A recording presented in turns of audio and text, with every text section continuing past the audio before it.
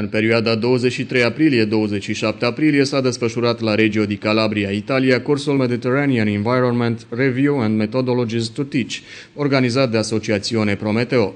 Au participat specialiști în protecția mediului și educație din 4 țări, Italia, România, Lituania și Bulgaria, printre aceștia fiind și comisarul Ioan Nema din cadrul Comisariatului Județean Vaslui al Gărzii Naționale de Mediu.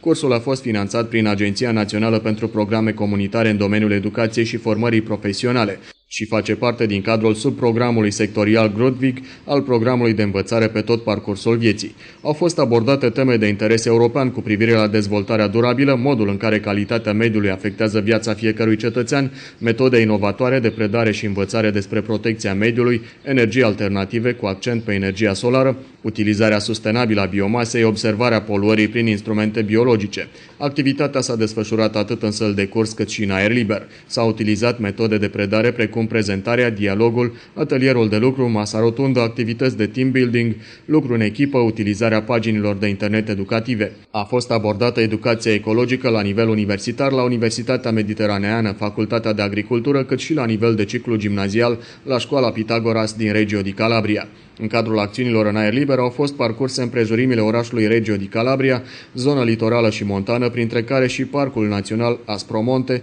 și area turistică și piscicolă Scila.